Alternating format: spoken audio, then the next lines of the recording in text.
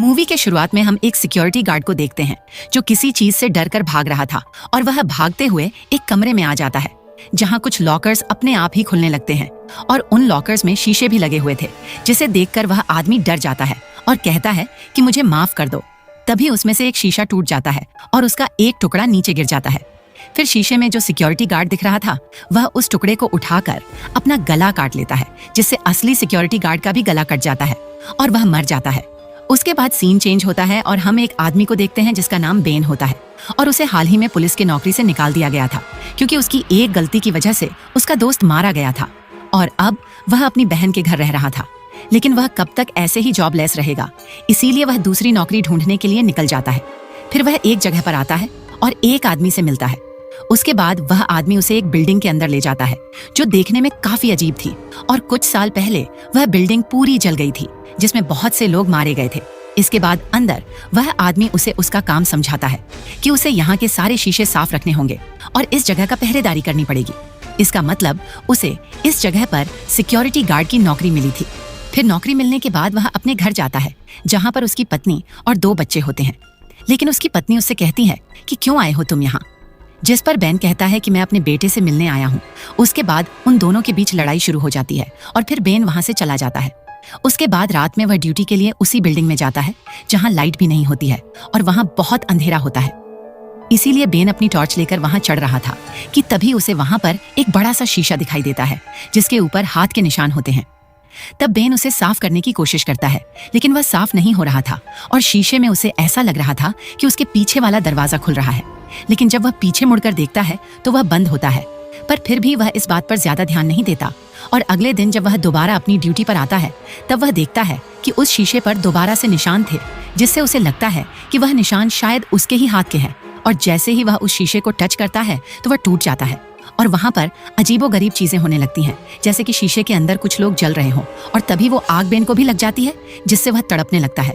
लेकिन जब वह गौर करता है तो वह बिल्कुल ठीक होता है, जिससे उसे लगता है कि यह शायद मेडिसिन का असर हो। तभी उसे नीचे एक वॉलेट मिलता है और यह उसी सिक्योरिटी गार्ड का वॉलेट था जो पहले सीन में मारा गया था।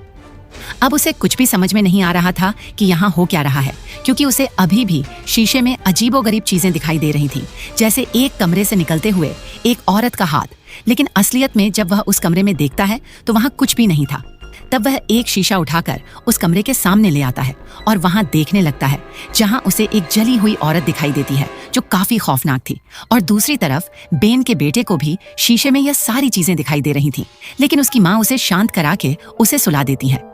उसके बाद एक दिन बेन को घर में उसी सिक्योरिटी गार्ड के नाम से एक पार्सल रिसीव होता है जिसमें बहुत सारे न्यूज़पेपर थे, जिनमें यह खबर थी कि वह बिल्डिंग आग में कैसे जल गई और बहुत सारे लोग भी मारे गए। जिसे देखकर वो उस बिल्डिंग के मालिक के पास जाता है और उनसे पूछता है कि वो सिक्योरिटी गार्ड कहाँ गया। तब वो उसे बताता है कि वो मर चुका है, जिसे सुनकर बेन काफी परेशान हो जाता है कि वो पार्सल आखिर किसने भेजा था। और वही बेन की पत्नी एक हॉस्पिटल में डॉक्टर होती है और उसी हॉस्पिटल उसमें सिक्योरिटी गार्ड की डेड बॉडी भी रखी हुई थी। तब बेन अपनी पत्नी से कहकर उसकी बॉडी देखता है, पर उस सिक्योरिटी गार्ड के बॉडी का रिफ्लेक्शन देखकर वह काफी ज्यादा डर जाता है। और वहीं दूसरी तरफ घर में हम बेन की बहन को देखते हैं जो शीशे में देखकर अपनी ईयर रिंग्स उतार रही थी। लेकिन जब वो नहाने के लिए जाती है तब उसका रिफ्लेक्शन शीशे में ही रह जाता है, जो कि अपना मुंह पूरी तरह से खोलने लगती है, जिससे दूसरी तरफ उसकी बहन का मुंह भी अपने आप ही खुलने लगता है और उसका जबड़ा टूट जाता है, जिससे उसकी वहीं पर मौत हो जाती है।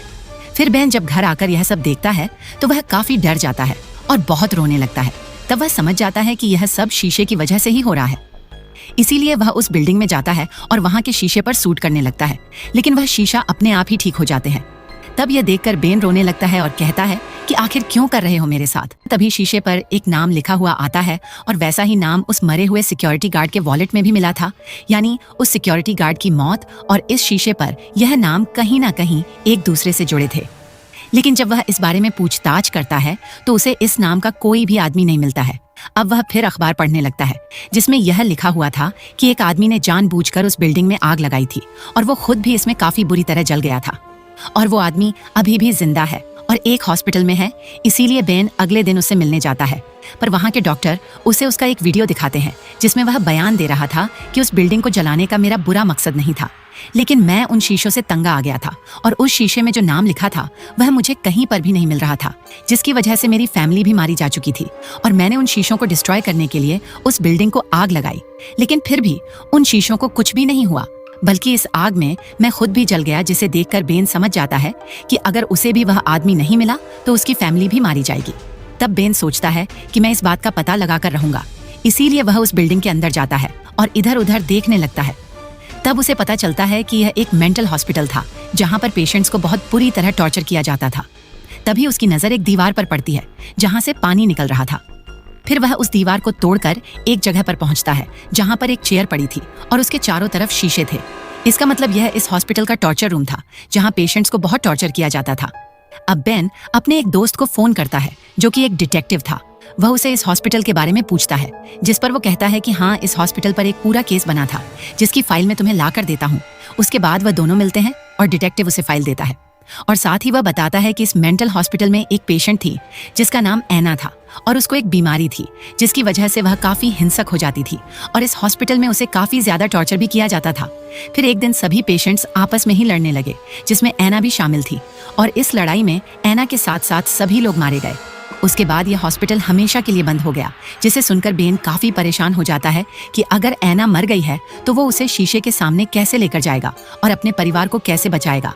लेकिन जब वो ऐना की मेडिकल रिपोर्ट चेक करता है तब उसे पता चलता है कि ऐना को उस हादसे से 2 दिन पहले ही डिस्चार्ज कर दिया गया था, यानी उन सभी पेशेंट्स की मौत ऐना के साथ नहीं हुई थी, जिसे देखकर बेन काफी पागल हो रहा था। इसीलिए वह इसके बारे में और भी ज्यादा रिसर्च करने लगता है। तब उसे ऐना के घर का एड्रेस मिल जाता है और वहीं दूसरी तरफ बेन का बेटा शीशे के सामने बैठकर खुद ही से बातें कर रहा था। जब उसकी माँ यह देखती है तो वो उसे अपने पास बुलाती है। तब वो तो उसके पास आ जाता है, लेकिन शीशे में उसकी परछाई अभी भी वहीं बैठी होती है, जिसे देखकर वह काफी ज्यादा डर जाती है और अपने पति बेन को फोन करती है। तब बेन कहता है कि मैं आ रहा हूँ और किसी शीशे के सामने मत जाना। फिर वो आते ही सभी शीशों को पेंट करके कवर कर देता है। उसके बाद बेन ऐना के घर जाता है और ऐना के घर वालों से उसे पता चलता है कि ऐना वाकई में पागल थी और उसे गुस्सा बहुत जल्दी आता था। उसके बाद उसे हॉस्पिटल भेज दिया गया और उसे काफी टॉर्चर भी किया गया। फिर कुछ समय बाद वह ठीक हो गई थी और घर वापस आ गई। पर जब वह घर वापस आई तो घर के सारे शीशों में अजीबोगरीब हरकतें होने लगी, जिससे उसकी हालत फिर से बिगड़ने लगी। तो इसीलिए उसे ऐसी जगह भेज दिया गया जहां पर कोई शीशा नहीं था, जिसे सुनकर बेन कहता है कि मैं उससे मिलने जाऊंगा, चाहे वो जिंदा हो या ना हो। उसके बाद बेन सीधा उस जगह पर जाता है और देखता है कि ऐना काफी बूढ़ी हो चुकी है। तब बेन उससे कहता है कि क्या आप मेरे साथ दोबारा से उस मेंटल हॉस्पिटल में आ सकती हैं, जिस पर ऐना कहती है कि नहीं। उस वक्त मेरे अंदर एक चुड़ैल थी और जब मुझे टॉर्चर किया जाता था तब वह चुड़ैल शीशे के अंदर चली जाती थी, और अगर मैं दोबारा से वहां पर गई तो वह चुड़ैल जो शीशे में कैद है वह फिर से मेरे अंदर आ जाएगी। तब बेन उन्हें अपनी फैमिली के बारे में बताता है कि वह मर रहे हैं, इन सब की वजह से तो आपको आना होगा।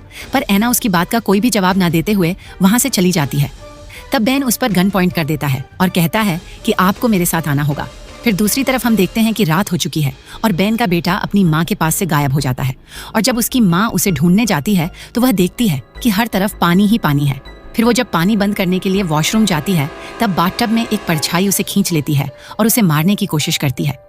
अब ऊपर कमरे में बेन की बेटी को शीशे में अपनी माँ की परछाई दिखाई देती है, जो कि असल में वहां पर नहीं होती है, और वो परछाई उसे मारने ही वाली होती है कि तभी उसकी असली माँ अपनी जान बचाकर ऊपर आती है और उसे बचा लेती है। उसके बाद फिर से वह अपने बेटे को ढूंढने के लिए नीचे जाती है। तब उसे एक जगह पर पानी नजर आता है जिसमें उसे अपने बेटे का परछाई दिखाई देती है। जब वो उसके पास जाती है तो वो उसे चाकू से जख्मी कर देता है, और दूसरी तरफ बेन ऐना को अपने साथ बिल्डिंग में लेकर आ चुका था और वो उसे उसी टॉर्चर रूम में ले जाकर चेयर में बांध देता है, जिसके बाद वहां पर मौजूद सभी चुड़ैल शीशों से बाहर निकलकर ऐना के शरीर में आने लगती हैं, जिसकी वजह से ऐना की बॉडी ब्लास्ट हो जाती है और बिल्डिंग के सारे शीशे टूट जाते हैं। अब ऐना पूरी तरह चुड़ैल बन चुकी थी और बेन के ऊपर हमला करने लगती है, और बेन भी उसके ऊपर लगातार शूट कर रहा था, लेकिन उसे कुछ भी नहीं हो रहा था। तभी बेन ऐना को उठाकर पाइप में फंसा देता है, जिससे गैस लीक होने लगती है, और तभी बेन उस तरफ शूट कर देता है जिसकी वजह से वहां पर आग लग जाती है और ऐना उसी में जल जाती है। लेकिन ऐना अभी भी नहीं मरी थी और वह फिर से बेन के ऊपर हमला करती है, पर बेन उसे एक जगह पर फेंक देता है जहां बिल्डिंग टूटकर उसके ऊपर गिर जाती है और वो वहीं दब जाती है। और दूसरी तरफ बेन की फैमिली भी अब सुरक्षित हो चुकी थी। लेकिन जब बेन उस बिल्डिंग से बाहर आता है तो उसे चीजें उल्टी लिखी हुई नजर आती है, जिससे वह समझ जाता है कि अब वह शीशे की दुनिया में है और वो कभी बाहर नहीं निकल पाएगा, क्योंकि वहां के सारे शीशे अब टूट चुके थे। और इसी के साथ ये मूवी यहीं पर खत्म हो जाती है।